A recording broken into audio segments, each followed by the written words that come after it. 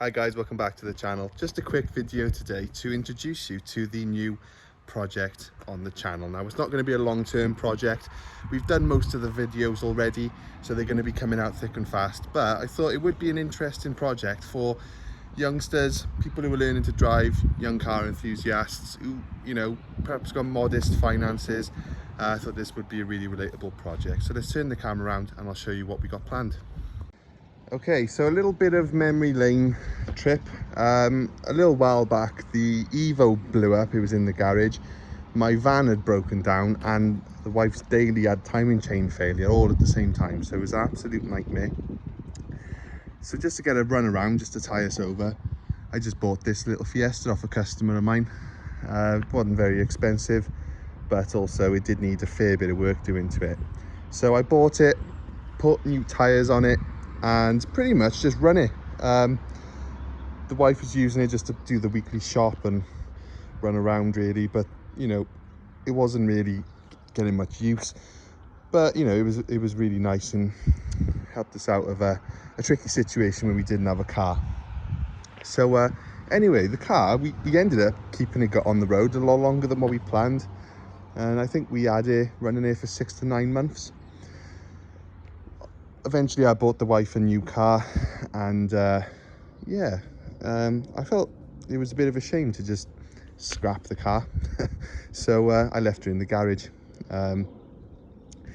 It did have a mountain of jobs starting to mount up on it, so we had a few issues. One example was there was sellotape holding up the window due to the electric window regulator failing.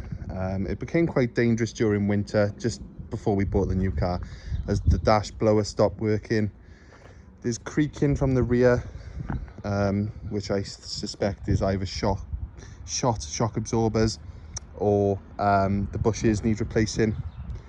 We wasn't sure when it last had a service, when it last had anything really, but with 167,000 mile on it, it served a good life. But I didn't really want to get rid of it, because at the end of the day, I turned the key and it started up every time, which was not something I could say about some of the nicer vehicles what I had, or in fact all of them at that point. So the goal of this series is basically to teach my little brother over there how to work on cars, and he wants it fixed up nice, safe and reliable for his first car when he turns 17 shortly. So we've done quite a few jobs to it, which have already been filmed, and you'll see them videos shortly. So we'd had a collapsed spring, which has been changed. It's had a full service. The electric window regulator's been fixed, but there are a few jobs which as of yet are still to be filmed and done.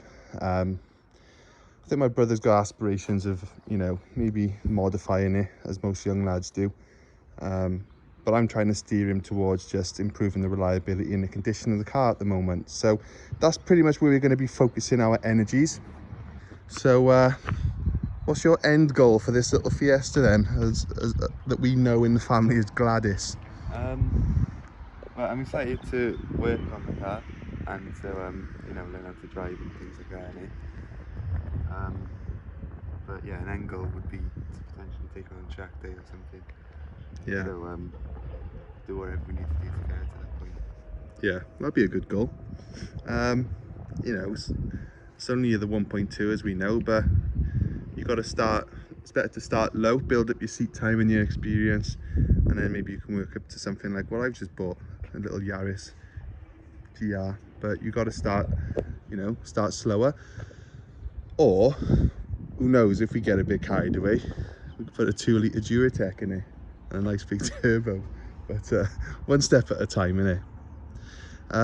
Now, if I was to build the car and I was you, I'd be thinking of insurance. That'd be my main concern. So what would you say would be some insurance friendly modifications? Now, generally speaking, you can put parts on a car that are OEM fitted, like optional extras, and it doesn't affect the insurance, unless obviously you go sticking an ST engine in it. But as long as it's just like off another 1.2 Fiesta, you should be okay. So what, I know you've been looking at some parts online. What have you had in mind? Well, they got steel wheels and hubcaps. rattle quite a lot.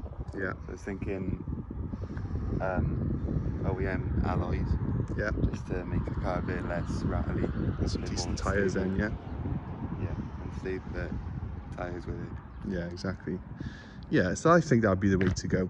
Maybe some stiffer rubber bushes in the rear, since we're doing them anyway. OEM alloys, maybe stickier tyres, fluid, decent pads, and just some replacement discs. I think that's pretty much all you can do, you know, while the insurance isn't gonna sting you. Now, some of the other jobs that we have done on the car, if we go inside,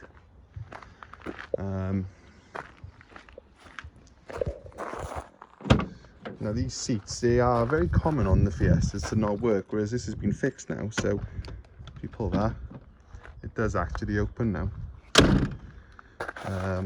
I didn't actually fix them, you done them. How did you fix it? Well, it hadn't been working for like 6 months because you left it, but I just popped it back in. It was fine. I popped it back and that was it. It was okay. Well, that was handy because they were both broken. I did try sticking them back in, I just couldn't get it to work. So obviously you fixed it.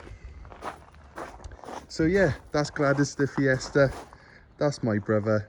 And so not the most extreme build that I've ever done, but I'm sure it's going to be something that's quite relatable to the young car enthusiast, or just anyone young who wants a car basically. So that's sort of the goal of this series. So yeah, that's Gladys. You've met Gladys. This video was an introduction to the Gladys build. Now starting in the next video, we're going to start fixing the big list of problems that Gladys has. So thanks for watching, and I'll see you in the next one.